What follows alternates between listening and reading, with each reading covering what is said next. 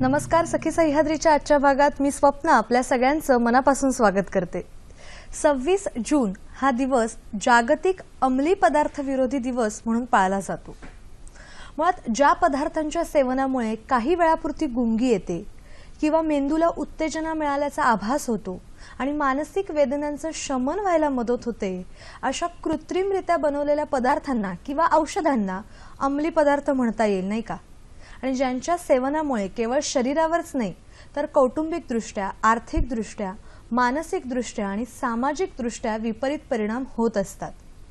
भारतामध्ये अंमली पदार्थ विरोधी स्वतंत्र कायदा आहे, ज्यानुसार ड्रग्सची वाहतूक करणं किंवा त्याची विक्री करणं, ड्रग्स जवळ बाळगणं यासारख्या गुन्ह्यांना सश्रम कारावासाची शिक्षा आहे। मुळात ड्रग्सची मागणी कमी करण्याचे प्रयत्न आणि प्रयोग सुद्धा चालू आहे आणि त्यासाठी वेगवेगळ्या व्यसनमुक्ती केंद्रांना अनुदान सुद्धा दिलं जातं। असं असलं तरी सुद्धा अंमली पदार्थांचं सेवन करण्याचं प्रमाण विशेषतः तरुणाईमध्ये आणि महिला वर्गामध्ये वाढताना दिसते। यावरच नेमके उपाय काय आहेत जाणून घेणार आहोत आजच्या भागामध्ये।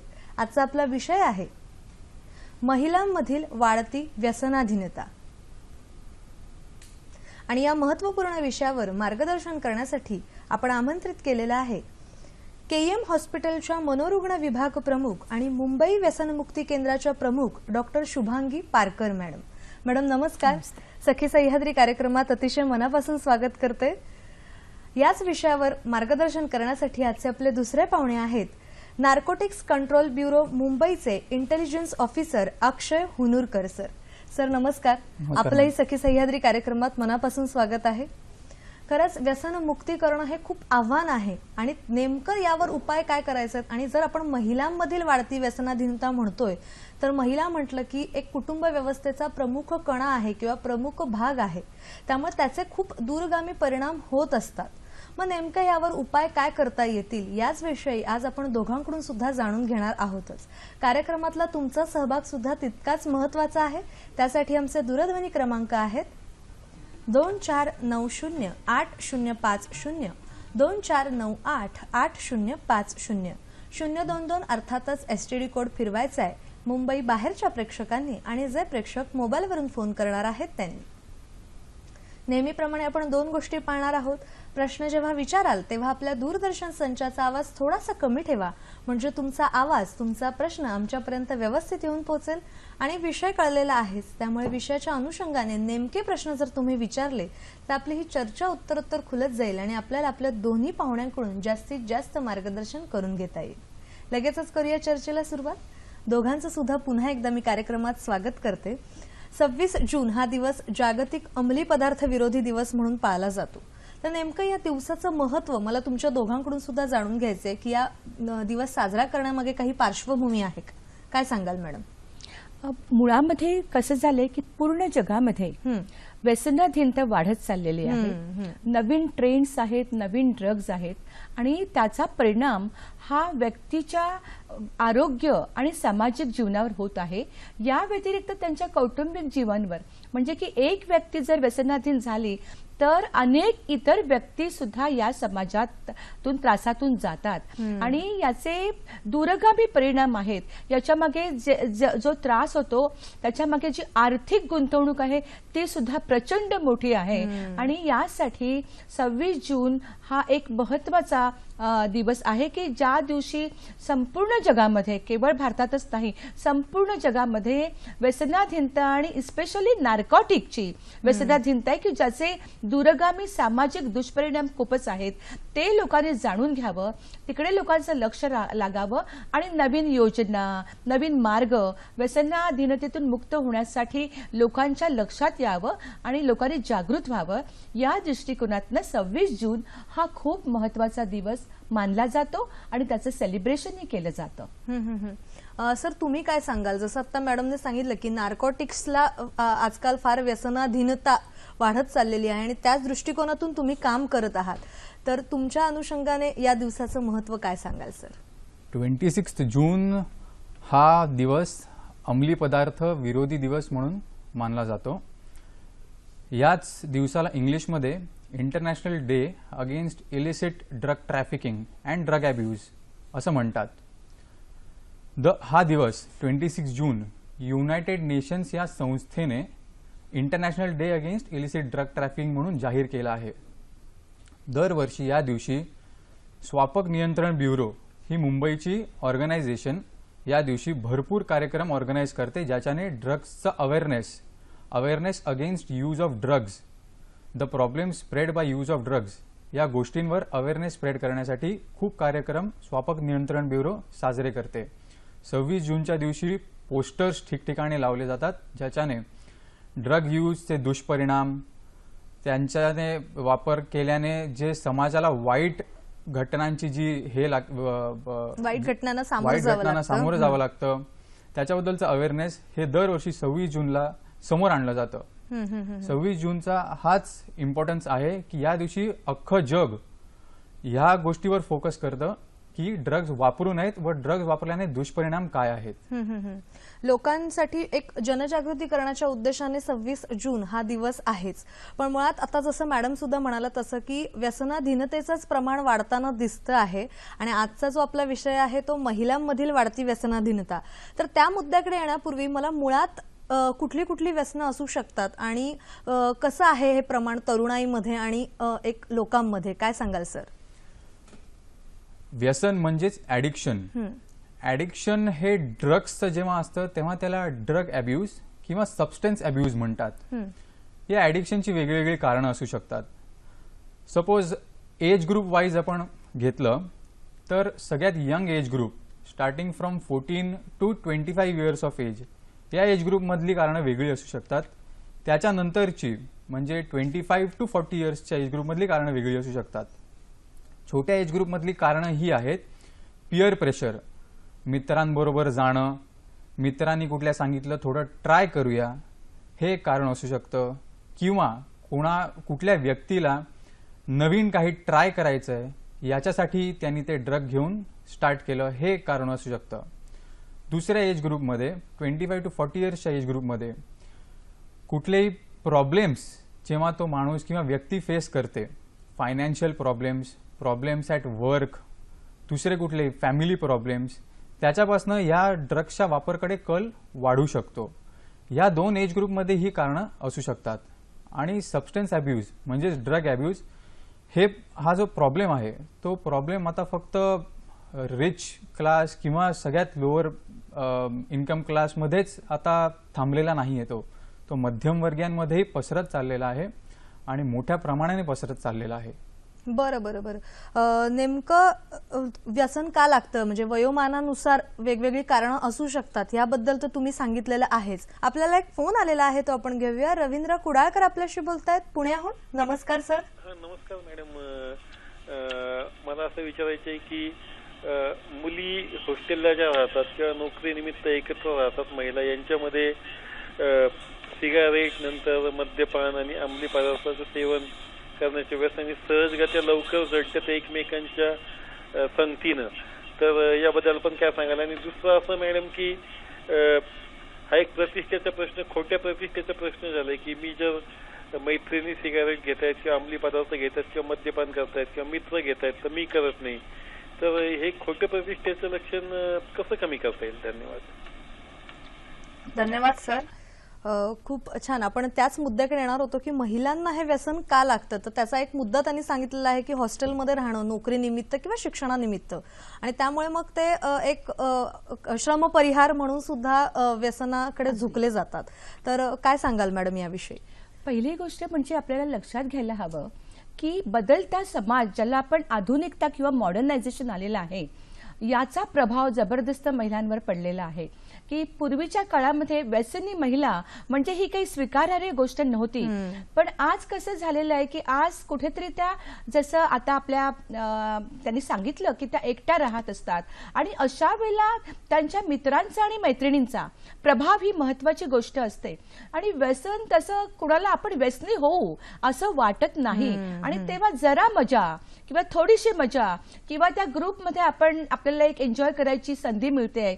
या अनुषंगाने स्मोकिंग आणि दारू म्हणजे अगदी बिअर पासून सुरू होतं, सॉफ्ट दारू पासून सुरू होतं आणि मग ती एक सवय लागते. आणि तिथे कसं असतं की या जेव्हा एकट्या राहतात मुली, तेव्हा एक कौटुंबाचा जो साधारणतः निगराणी असते किंवा सुपरविजन असतं तेही कमी असतं आणि कुठेतरी त्या मॉडर्न स्वातंत्र्याचा एक भाग आहे की जसं की आपण असं काही करू शकलो म्हणजे आपण एक बोल्ड कुठेतरी आपला बोल्डनेस दाखवतोय, हा एक असा भाग असतो.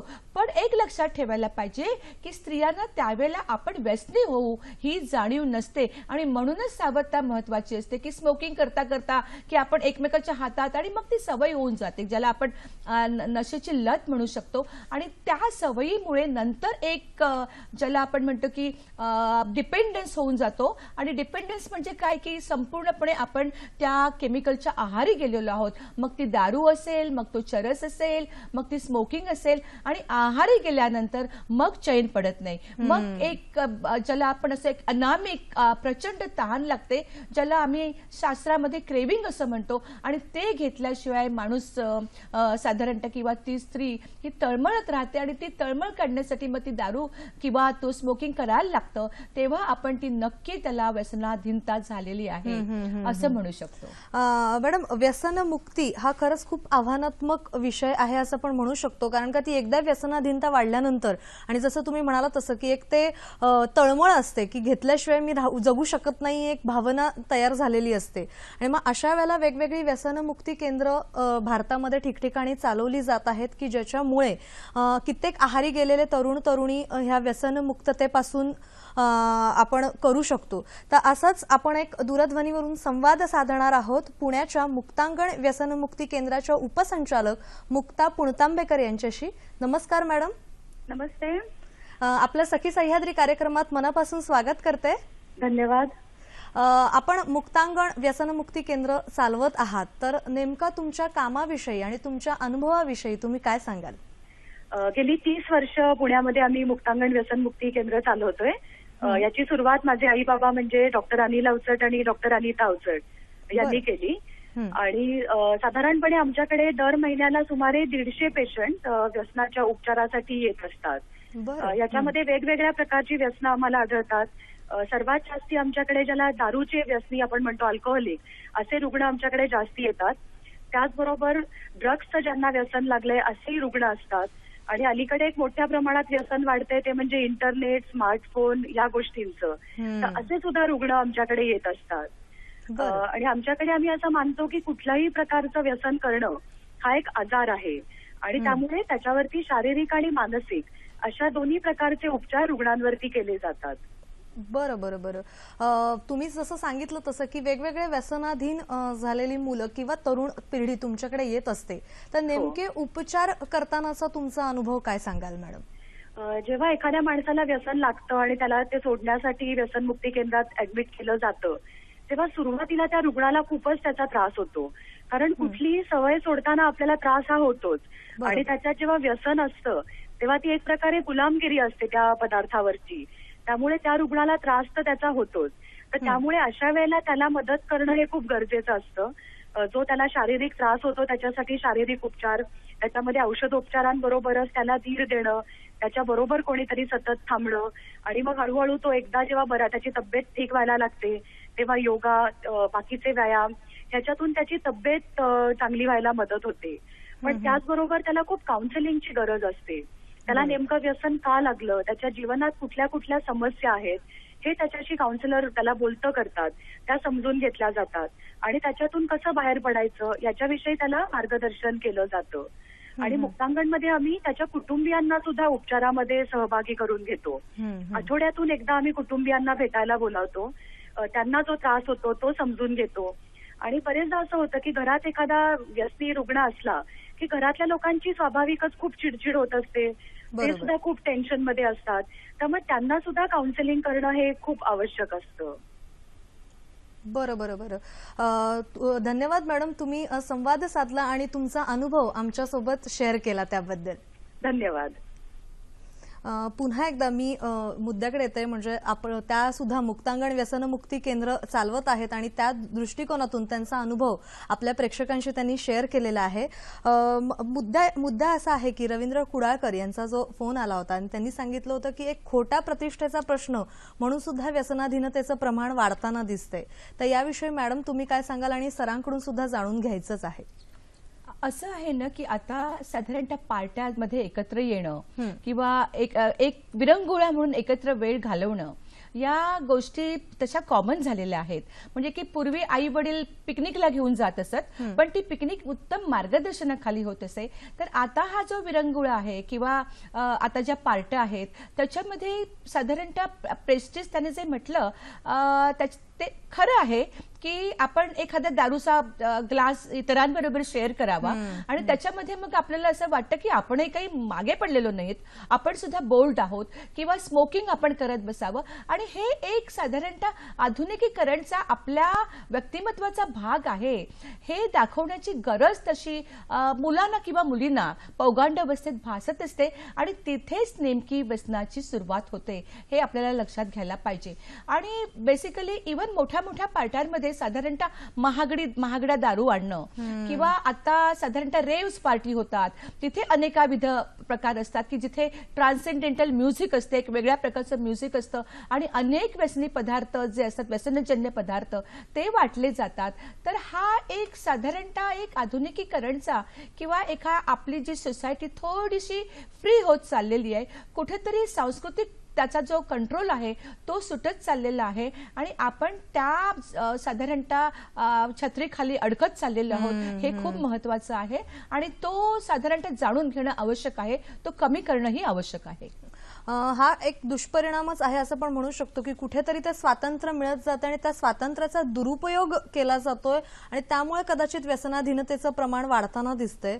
या मुद्द्याकडे येण्यापूर्वी सर तुम्ही काय सांगाल की नेमका हा खोटा प्रतिष्ठेचा प्रश्न म्हणून सुद्धा घेऊया, प्रयत्न करूया म्हणून तुम्ही आणि वयोगटानुसार विभागणी सांगितलेलीच आहे व्यसनाधीनतेची, तर काय सांगाल याविषयी? जसं डॉक्टरांनी सांगितलं, आपली सोसायटी फ्री आणि मॉडर्नायझेशन या सोसायटीचं होत चाललं आहे. आधी मुलांमध्ये प्रतिष्ठेचं सामान किंवा प्रतिष्ठेचं साधन हे नवीन खेळणी किंवा नवीन ड्रेस हे असायचं. पण आत्ता या मॉडर्न आणि फ्री सोसायटीमध्ये तू हे नवीन ड्रग ट्राय केला आहे का हे प्रतिष्ठेचं साधन होऊ लागलं आहे. तू हे नवीन ड्रग ट्राय नाही केलं, मी ट्राय केलं आहे, मी तुझ्यापेक्षा श्रेष्ठ, हीच खोटी प्रतिष्ठा आणि याला आळा घातलाच पाहिजे. या खोट्या प्रतिष्ठेच्या नादात खूप संसार उद्ध्वस्त होतात, खूप करिअर्स बिघडतात. यंग लाईव्स जी फ्रुटफुल लाईफ जगू शकतात ती स्टार्टमध्येच ती लाईफ कमी संपत जातात. त्याच्यामुळे ही खोटी प्रतिष्ठा जी म्हटली गेली आहे त्याला आळा घातला पाहिजे व त्याला थांबवलं पाहिजे. बरोबर. म्हणजे मुळात व्यसनाधीनता हेच या सगळ्याचं मूळ आहे आणि त्या व्यसनाला कुठेतरी आळा घालणं गरजेचं आहे आणि त्याच अनुषंगाने जनजागृती करण्याच्या अनुषंगाने आपली चर्चा आहे. आपल्याला एक फोन आलेला आहे तो आपण घेऊया. अरुण डोंगे आपल्याशी बोलतायत औरंगाबादहून. नमस्कार सर. नमस्कार मॅडम, मी औरंगाबादच्या सिल्लोड तालुक्यातून अरुण डोंगे. मॅडम, आज पेपरमध्ये वाहिन्यामध्ये मग नेहमी बघायला असं ऐकायला मिळतं की राष्ट्रकुल स्पर्धा असेल, आशियाई स्पर्धा असेल, ऑलिम्पिक असेल, यामध्ये क्रीडापटू हे अंमली पदार्थ सेवन करून स्पर्धेमध्ये सहभागी होतात. यामध्ये महिला मागे नाहीये. पण या ठिकाणी सांगायला असं वाटतं आनंद की एक आपला भारत एक असा अपवाद आहे की यामध्ये महिला ज्यांनी क्रीडा क्षेत्राला आपलं नावलौकिक मिळवून दिलेले, ज्यामध्ये पीटी उषा, सायना नेहवाल, सानिया मिर्झा अशा महिला क्रीडापटूंनी भारत देशाला गालबोट लागू नये क्रीडा क्षेत्रामध्ये याची खूप जबाबदारी घेतलेली आहे. पण यानंतरच्या काळामध्ये आजच्या युवा पिढीने, आजच्या युवा क्रीडापटूंनी, महिला क्रीडापटूंनी या अंमली पदार्थाकडे वळावू नये आणि भारत देशाचं नाव उंचावर न्यावं क्रीडा क्षेत्रामध्ये. यासाठी प्रतिबंधात्मक उपाय म्हणून काय केलं जावं. आणि दुसरा असा प्रश्न आहे माझा की ग्रामीण भागातील महिलाही आज तंबाखूच्या व्यसनापासून आजपर्यंत झालेले नाही, त्या वेळामध्ये अजूनही अडकलेले आहेत. बऱ्याच दुर्गम भागामध्ये, आदिवासी भागामध्ये अंमली पदार्थाचं व्यसन करणाऱ्या अनेक महिला आहेत. तर याविषयी काय सांगाल?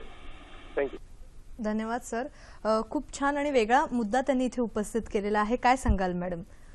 कसं आहे की साधारणतः हे जे व्यसनजन्य ड्रग्ज आहेत हे काही लोक उत्तेजितता वाढवण्यासाठी, म्हणजे ज्या क्षणी ते त्या स्पर्धेमध्ये आहेत आणि त्यांना ते एक शारीरिक ताकद लागते त्यावेळेला साधारणतः हे काही अशा प्रकारचे व्यसनजन्य पदार्थ घेऊन आपण आपला परफॉर्मन्स किंवा यशस्वीता आणावी, खेचून आणावी, असं बऱ्याच खेळाडूंनी म्हणजे आंतरराष्ट्रीय स्तरावर केलेलं आहे.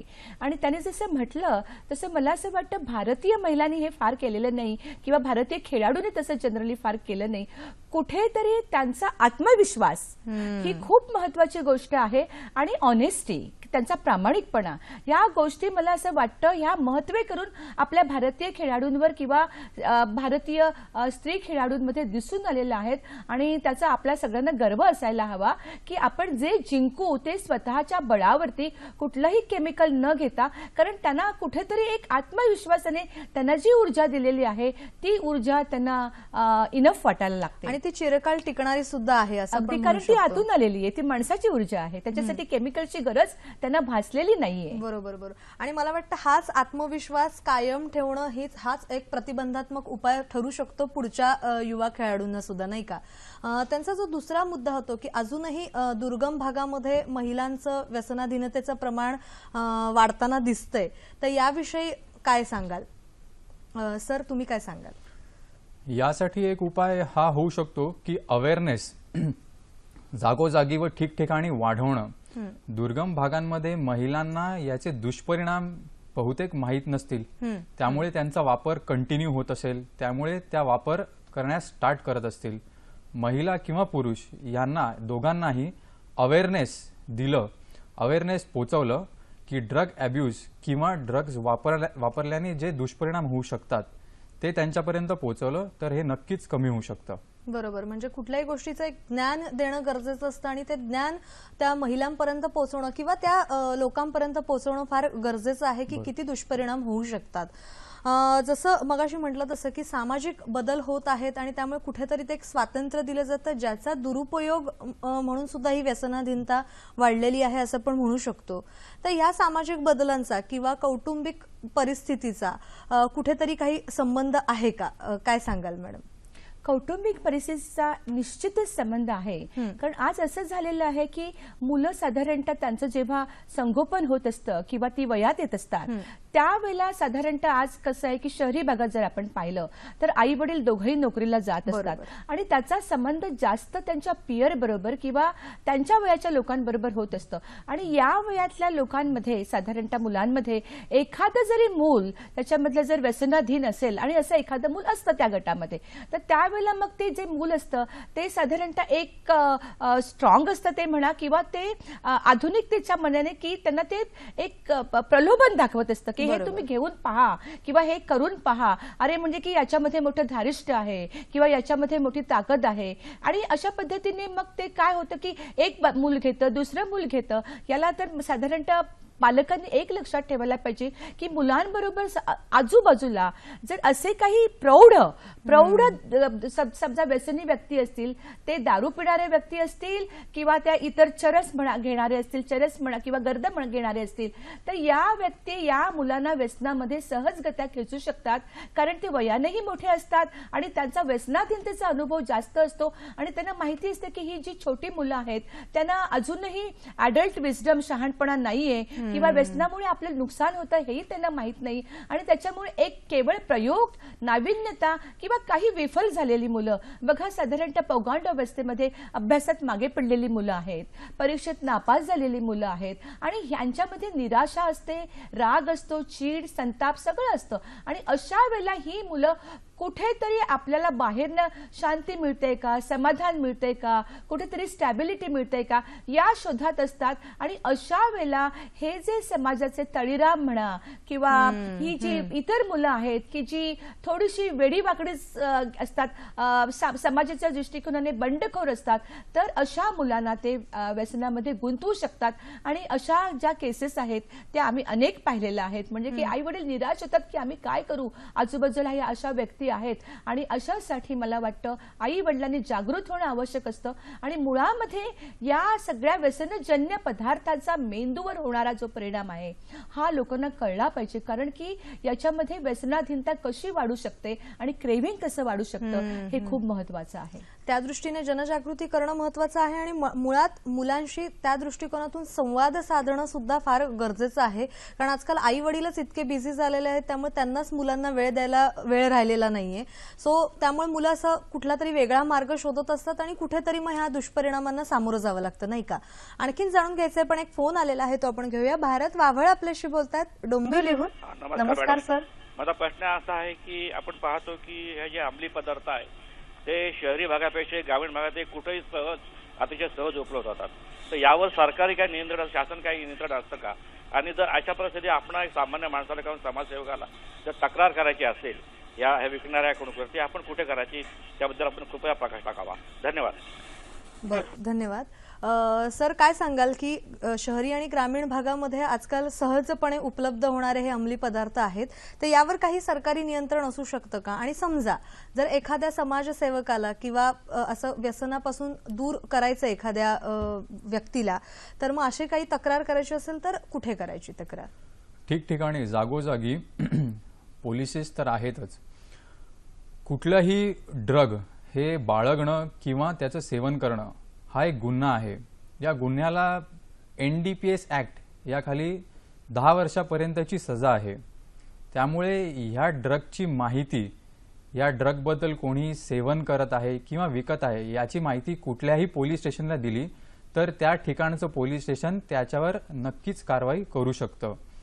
त्याहून अधिक कुठल्याही माणसाला किंवा कुठल्याही व्यक्तीला कुठल्याही विक्रेत्याबद्दल किंवा कुठल्याही सेवन करणाऱ्या माणसाबद्दल माहिती द्यायची असेल तर स्वापक नियंत्रण ब्युरोचा नंबर आहे, फोन नंबर, तो 24 आवर्स 7 डेज अवेलेबल असतो. त्याच्यावर कोणीही याबद्दल माहिती देऊ शकतं.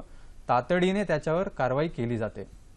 बरं बरं बरं. म्हणजे पोलिसांशी संपर्क साधणं किंवा स्वापक ब्युरोला संपर्क साधणं हे फार महत्वाचं आहे, नाही का?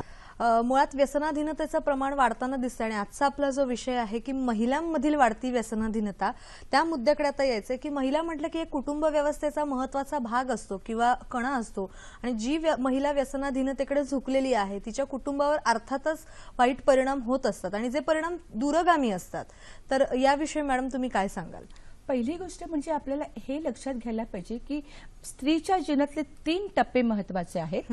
ती जेव्हा पौगंडावस्थेत जाते, नवीन ग्रुपमध्ये शिरायला लागते, त्यावेळेला तिची व्यसनाधीनता निर्माण होऊ शकते. दुसरं, तिचं जर लग्न एखाद्या व्यसनाधीन माणसाबरोबर झालं असेल तर त्या जोडीदाराबरोबर तिच्यामध्ये व्यसनाधीनता येऊ शकते.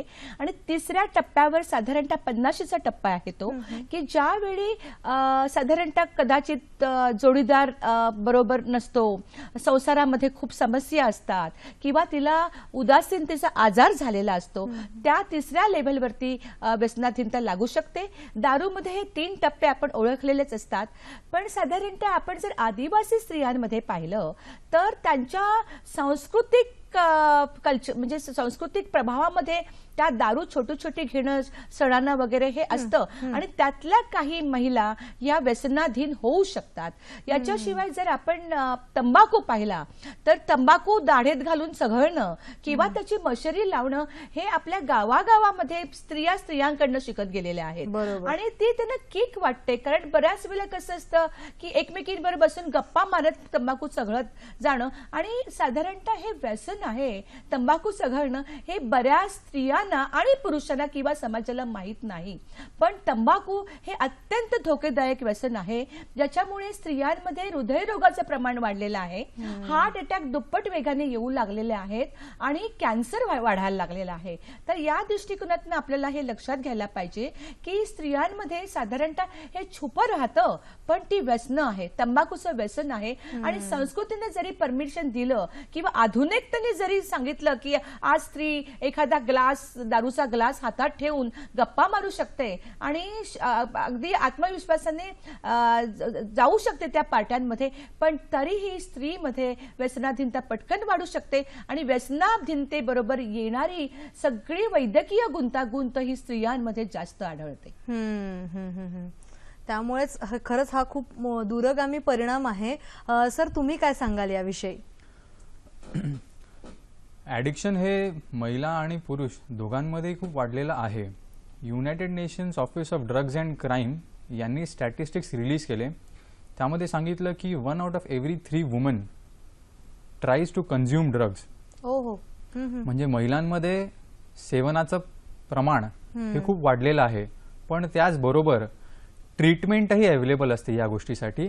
त्या ट्रीटमेंटमध्ये 1 out of every 5 woman consuming drugs goes for treatment.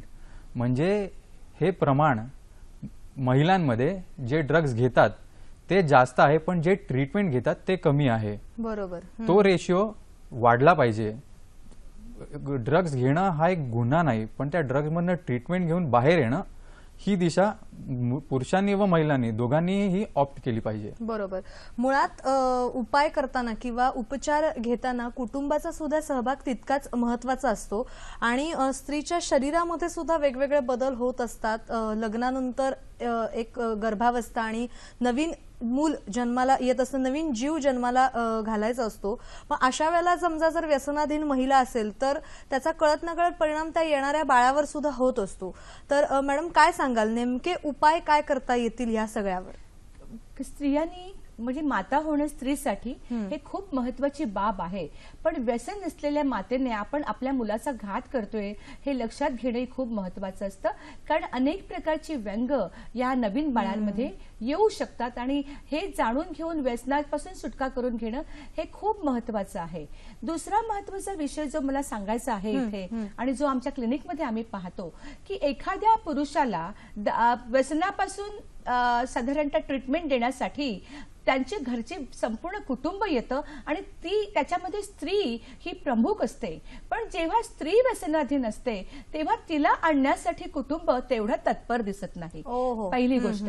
दुसरी गोष्ट असं असते की स्त्रीला आपण व्यसनी झालोय याची जाणीव असते, पण तिच्यावरती जो सामाजिक प्रेशर जो असतो किंवा आपली सामाजिक बदनामी होईल कारण आपण व्यसनाधीन आहोत आणि त्यामुळे ती ट्रीटमेंटला उपचारासाठी येण्यासाठी ती पुष्कळ टाळते आणि त्यामुळे ती जेव्हा आमच्यासारख्या उपचार केंद्रामध्ये पोहोचते त्यावेळेला व्यसनाबरोबर सुद्धा तिच्यामध्ये अनेक वैद्यकीय गुंतागुंत झालेली असते की लिव्हर प्रॉब्लेम झालेला असतो, इतर प्रॉब्लेम झालेले असतात, टीबी सारखा आजार झालेला असतो आणि या गुंतागुंतीमुळे व्यसनाधीनतेची ट्रीटमेंट देणं सुद्धा तेवढंच गुंतागुंतीचं होतं. म्हणून साधारणतः स्त्रियांनी मनामध्ये कुठल्याही प्रकारची लज्जा न बाळगता आणि कुठल्याही प्रकारची सामाजिक प्रेशर न बाळगता ज्या क्षणी त्यांच्या लक्षात येते किंवा ज्या क्षणी कुटुंबाच्या लक्षात येत आहे तेव्हा त्यांनी तिला घेऊन यायला पाहिजे. पण प्रेमाने तिला ट्रीटमेंटसाठी आणणं हे खूप महत्वाचं असतं. कारण आम्ही असंही पाहिलेलं आहे की स्त्रीमध्ये साधारणतः व्यसनाधीनता सोडल्यानंतर उपचारानंतर पुन्हा ती लवकर येते. बरं. हे खूप महत्वाचं असतं कारण की त्याच्यानंतर काय होतं, व्यसनाधीनता सोडल्यानंतर तिला मिळणारा सपोर्ट कदाचित तेवढा स्ट्रॉंग राहत नाही. कुटुंबाचा आधार जो असतो किंवा सामाजिक आधार असतो किंवा तिचं सामाजिक पुनर्वसन जे असतं ते तेवढ्या उत्कटतेने होत नाही आणि त्याच्यामुळे मग ती पुन्हा उदासीनतेमध्ये जाते आणि व्यसनाधीन स्त्रियांमध्ये मानसिक आजार हे जास्त प्रमाणात असतात आणि त्याच्यामध्ये डिप्रेशन किंवा उदासीनतेचा जो आजार आहे तोही महत्वाचा आहे आणि व्यसनाबरोबर तो जो डिप्रेशनचा जो आजार आहे त्यालाही तेवढ्याच आक्रमकाली ट्रीटमेंट देणं आवश्यक आहे. वा, म्हणजे मुळात कुटुंबाचा सहभाग किंवा कुटुंबाचा एक सपोर्ट जो आपण म्हणतो तो खूप महत्वाचा असतो. कारण का जसं सर म्हणाले तसं की ड्रग्ज घेणं हा गुन्हा आहेच अर्थातच, पण त्याच्यापासून मुक्त होणं हे खूप महत्वाचं आहे आणि त्यासाठी त्या पर्टिक्युलर व्यक्तीने किंवा त्याच्या कुटुंबियांनी तितकाच त्याला पाठिंबा देणं फार गरजेचं आहे, नाही का? आणखीन जाणून घेऊया, पण एक फोन आलेला आहे. गणेश राजपूत आपल्याशी बोलतायत बुलढाण्याहून. नमस्कार सर. हॅलो. नमस्कार, बोला. हा नमस्कार मॅडम. बोला. 2 वर्षापासून सर मॅडम मी तंबाखू पासून खूप त्रस्त आहे. सोडवण्यासाठी प्रयत्न करतोय पण ती सुटत नाही. त्याच्यासाठी काहीतरी उपाययोजना असेल का? बरं बरं, धन्यवाद. काय सांगाल मॅडम? खूप चांगला प्रश्न आहे. म्हणजे त्यांनी अगदी तुम्ही जसं म्हणाल तसं की लज्जा न बाळगता त्यांनी हा प्रश्न विचारलेला आहे, तर त्याबद्दल काय उपाय सांगाल? कारण मला असं वाटतं व्यसन सोडायचं असेल तर स्वतःची प्रेरणा हे खूप महत्वाचं असतं. आणि दारू सोडवायचा प्रयत्न करताना किंवा तंबाखू सोडवताना प्रयत्न करताना एक लक्षात घ्या की हा केवळ सायकोलॉजिकल, मानसिक किंवा सामाजिक भाग नाहीये, तर मेंदूमध्ये अनेक जे केमिकल्स आहेत त्याच्यामध्ये होणाऱ्या बदलांमुळे आपल्याला कधी कधी ते कठीण जातं. आणि अशा वेळेला साधारणतः व्यसनमुक्त ची मदत करणाऱ्या केंद्रांमध्ये, उपचारांच्या केंद्रांमध्ये जाऊन आपण अनेक प्रकारचे ज्याला आपण औषधं म्हणतो ती औषधं उपलब्ध आहेत. आणि त्याचबरोबर बऱ्याच वेळेला काय होतं की आपल्याला साधारणतः क्यू दिसतात की आपण एखाद्या व्यसनाचे जर अधीन असू आणि ते सोडलं, आणि अशा वेळेला आपण अशा एखाद्या मित्राकडे जाऊन बसलं की तो आपल्यासमोर बसून तंबाखू खाणार आहे किंवा तो दारूचा ग्लास घेऊन समोर उभा आहे, आणि त्यावेळेला मग आपल्याला तो मोह होतो. अशा वेळेला काही असर्टिव्हनेस ट्रेनिंग की ड्रग्जला नाही कसं म्हणायचं हे साधारणतः आपण काउन्सिलिंग किंवा उपचारातनं शिकवतो. आणि त्याच वेळेला जे क्रेविंग येतं ते क्रेविंग कंट्रोल व्हावं म्हणून आपल्याकडे अनेक औषधोपचारही आहेत, ते घ्यायला हवेत. बरं बरं बरं. मुळात या व्यसनाधीन व्यक्तींचं, म्हणजे महिलांमधील वाढती व्यसनाधीनता हा जरी विषय असला तरी मुळात व्यक्तींचं पुनर्वसन होणं सुद्धा तितकंच महत्वाचं आहे. आणि तेच काम सर तुम्ही गेली अनेक वर्ष करत आहात, तर तुमच्या या अनुभवाविषयी तुम्ही काय सांगाल? आमचं ऑर्गनायझेशन स्वापक नियंत्रण ब्युरो हे खूप NGOशी कनेक्टेड आहे, जे ड्रग सबस्टन्स अब्युजर्सचं रिहॅबिलिटेशन करतं. या NGOजमध्ये नामवंत आहेत ते कृपा फाउंडेशन म्हणून आहे, ज्यांची ठिकठिकाणी रिहॅबिलिटेशन सेंटर्स आहेत. त्याचबरोबर आणखी एक फाउंडेशन ज्याच्याशी आम्ही असोसिएटेड आहोत, म्हणजे स्वापक नियंत्रण ब्युरो असोसिएटेड आहे, ते आहे संकल्प रिहॅबिलिटेशन ट्रस्ट. या दोन्ही NGOजमध्ये कुठलाही ॲडिक्टेड व्यक्ती गेला व तिकडे नोंदणी केली, त्याला रिहॅबिलिटेशन किंवा ती सवय सोडवण्यासाठी प्रयत्न व मदत हे दोन्ही NGOज, दोन्ही ऑर्गनायझेशन पूर्णपणे मदत करतात. यासाठी जसं डॉक्टरांनी सांगितलं, सेल्फ मोटिवेशन हे खूप गरजेचं आहे, पण त्यात सेल्फ मोटिवेशन बरोबर मेडिकेशन हेही तितकंच गरजेचं आहे. ते मेडिकेशन व त्यापुढचा सपोर्ट हे ऑर्गनायझेशन प्रोव्हाइड करतात व स्वापक नियंत्रण ब्युरो या ऑर्गनायझेशन्सना प्रत्येक वेळी व ज्या मार्गाने होईल त्या मार्गाने सपोर्ट करते. मुळात जसं मॅडम तुम्ही म्हणालात तसं की व्यसनाला किंवा ड्रग्सला नाही म्हणणं हे फार गरजेचं आहे, आणि त्यासाठी स्वतःची मनाची तयारी असणं फार महत्वाचं असतं. तर ह्याशिवाय इतरही अनेक उपाय असू शकतात व्यसन मुक्त होण्यासाठी. आपल्याला एक फोन आलेला आहे, तो आपण घेऊया. उमा महाजन आपल्याशी बोलतायत गोरेगावहून. नमस्कार मॅडम. नमस्कार. माझं बोला. मत आहे की prevention is better than cure. व्यसनात डुंबण्या अगोदरच त्या व्यसनाकडे जाऊ नये म्हणून दोघांचे हे आहे की कुटुंबात आई वडिलांचे कर्तव्य आहे की बाबांना चांगलं काय वाईट काय, तू कुठल्या व्यसनात जाऊ नये म्हणून त्यांनी सांगितलं पाहिजे. त्यानंतर शाळा कॉलेजमध्ये जर त्यांना अवेअरनेस झालं की बाबांना व्यसनामुळे काय काय तुमचे लाईफ उद्ध्वस्त होऊ शकतं हे कळलं की मुलं व्यसनाकडे जाणारच नाहीये. इथं व्यसन लागल्यानंतर खटाटोप करण्यापेक्षा व्यसनाकडे जाता कामा नये मुलं, हे मला वाटतं की ह्यात जास्त आम्ही लक्ष दिलं पाहिजे. आणखीन एक माझा एक प्रश्न आहे जोडून की समजा आम्हाला कळलं की हा मुलगा मुख्य रस ओढतो, गांजा करतो किंवा नार्कोटिक ड्रग मध्ये डुंबलेला आहे. जर आम्ही कळवल्यानंतर तो माणूस ईर्ष्या धरून आमच्यावर काही हल्ला होऊ शकत नाही का? हे गुप्त होऊ शकतं का? आमचं नाव गुप्त ठेवू शकतं का? आम्ही धाडस करावं का त्या मुलाला व्यसनापासून बाहेर काढण्यासाठी? तुमचं काय मत आहे? बरं बरं बरं, धन्यवाद. काय सांगाल, आपण उपायांकडे येतच होतो आणि त्यांनी खूप छान मुद्दा इथे उपस्थित केलेला आहे की prevention is better than cure, म्हणजे प्रतिबंधात्मक उपायच केव्हाही चांगले. व्यसन होऊ नये म्हणूनच काळजी घेतली पाहिजे, अगदी कुटुंबापासून, शाळेपासून. काय सांगाल मॅडम?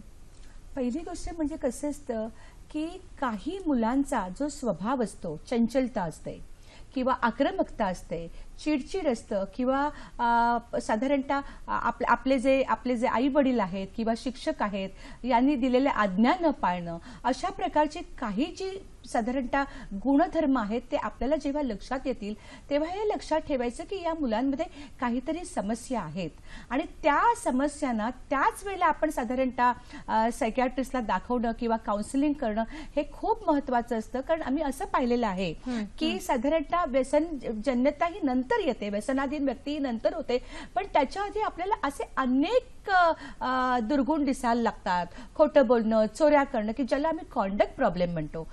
आणि हे कॉन्डक्ट प्रॉब्लेम जेव्हा आपल्याला लक्षात येतात तेव्हा ते साधारणतः व्यसनाधीनतेचं पॅकेज एक घेऊन येतात. कारण ही मुलं ही जास्त व्यसनाधीनतेच्या आहारी जाऊ शकतात आणि म्हणूनच लहानपणी आई वडिलांनीच नाही पण इव्हन शाळेतल्या शिक्षकांनी अशा मुलांवरती लक्ष देणं फार महत्वाचं असतं आणि वेळीच पालकांना साधारणतः मानसोपचार घेणं किंवा सायकियाट्रिस्टला दाखवणं हे खूप गरजेचं आहे. बरोबर. दुसरी गोष्ट म्हणजे घरामध्ये साधारणतः सांस्कृतिक शिस्त म्हणा किंवा आरोग्याबद्दलची माहिती ही दिली पाहिजे. कारण व्यसनाधीनतेमुळे आपलं आरोग्य खराब होणार आहे किंवा आपलं सामाजिक पतन होणार आहे. या गोष्टी जर आपण आधीपासून मुलांना शिकवल्या तर या बऱ्याच गोष्टी आपल्याला टाळता येऊ शकतात. आणि त्यासाठी साधारणतः ज्याला आम्ही ऑर्गनाइज फॅमिली म्हणतो की ज्याचं सर्वांगीण लक्ष आहे मुलांच्या विकासाकडे, की केवळ शाळेमध्ये त्यांनी मार्क मिळणं याच्याही पेक्षा माझं मूल हे या देशाचा या समाजाचा एक उत्तम नागरिक कसा होईल त्या अनुषंगाने लहानपणापासून त्यांची जडणघडण करणं हे खूप महत्वाचं असतं. कारण सांस्कृतिक पार्श्वभूमी ज्यांची स्ट्रॉंग आहे ती जी मुलं आहेत ती मुलं म्हणून नंतर पौगंडावस्थेतले तरुण म्हणून आणि एक अडल्ट म्हणून आपल्या कुटुंबाशी बांधून राहतात आणि अशा वेळेला ते साधारणतः चुकीच्या व्यसनासारख्या चुकीच्या मार्गावर जाणार नाहीत याची खबरदारही घेतात. हे खूप महत्वाचं असतं. So prevention is always better. पण प्रिव्हेन्शन हे अगदी जन्मल्यापासून सुरू होतं. कारण आपलं मूल हे साधारणतः सुदृढ आरोग्याने आणि मानसिकतेने कसं होईल हे पाहणं खूप महत्वाचं. बरोबर बरोबर. त्यांचा दुसरा जो मुद्दा होता की जसं तुम्ही सर म्हणालात की असं कोणी व्यक्ती आढळले किंवा मुलगा आढळला तर तसा संपर्क साधायला पाहिजे. पण असा संपर्क साधल्यानंतर काही आक्रमक मुलं असतात असा त्यांचा मुद्दा होता की हल्ला वगैरे करू शकतात. मग अशा वेळेला संपर्क करणाऱ्यांची माहिती गुप्त ठेवली जाते का किंवा ठेवली जाऊ शकते का? या गोष्टीबद्दल मी हे सांगू शकतो, कोणीही कुठल्याही व्यक्तीबद्दल माहिती दिली, तो विक्रीकर असेल किंवा तो सेवन करणारा असेल, जी व्यक्ती या गोष्टीबद्दल माहिती देते ती भारताची खूप चांगली नागरिक आहे हे मी म्हणू शकतो. त्याचबरोबर जी काळजी त्यांना आहे की त्यांचं नाव कुठेही पसरेल किंवा ज्या व्यक्तीच्या विरुद्ध त्यांनी तक्रार केली आहे तो त्यांच्यावर हल्ला करेल, ते होण्याची शक्यता फार कमी आहे. कारण की यांचं नाव पूर्णपणे सिक्रेट ठेवलं जातं, यांचं नाव कोणालाही सांगितलं जात नाही. यांनी कुठल्याही ऑफिशियल एजन्सीना कॉन्टॅक्ट केला या माहिती देण्यासाठी, ती एजन्सी यांचं नाव कुठेही डिस्क्लोज करत नाही. यांना पूर्णपणे सिक्रेसी मिळते. बरं बरं बरं. अगदी थोडक्यात मॅडम काय सांगाल आजच्या या महिलांमधील वाढती व्यसनाधीनता असा आपला हा विषय आहे आणि खरं तर खूप महत्वाचा विषय आहे, पण अगदी थोडक्यात तुम्ही काय सांगाल? मला असं वाटतं महिलांमध्ये जी व्यसनाधीनता आहे त्याचा उपचार घेण्यासाठी त्यांनी पुढे यावं. म्हणजे त्यांनी स्वतःवर आणि आपल्या सिस्टीमवर विश्वास ठेवावा आणि त्याच्या कुटुंबाने त्यांना खूप मदत करावी जेणेकरून त्या उपचार व्यवस्थित घेतील. थोडक्यात महत्वाचा मुद्दा हाच आहे की स्वतःवर विश्वास ठेवा आणि स्वतःची मानसिक तयारी ठेवा. डेफिनेटली आपण व्यसनमुक्त नक्कीच होऊ शकतो, नाही का? कसा वाटला आजचा कार्यक्रम हे आमच्यापर्यंत जरूर पोहोचवा. फेसबुकचं माध्यम आहे, ईमेल आयडीचं माध्यम आहे. फेसबुकसाठी टाईप करायचं आहे www.facebook/sakhisayhadri.dd या फेसबुक पेजला भेट देऊन तुम्ही तुमचे अभिप्राय नोंदवू शकता. याशिवाय sakhisayhadri@gmail.com या ईमेल आयडीवर मेल्सद्वारे सुद्धा तुम्ही तुमच्या प्रतिक्रिया नोंदवू शकता. आज मात्र कार्यक्रमात इथंच थांबण्याची अनुमती घेतेय. सर आणि मॅडम दोघेही तुम्ही इथे आलात आणि खूप महत्त्वाच्या विषयावर छान मार्गदर्शन केलं, त्याबद्दल सखी सह्याद्री परिवारातर्फे मनापासून धन्यवाद.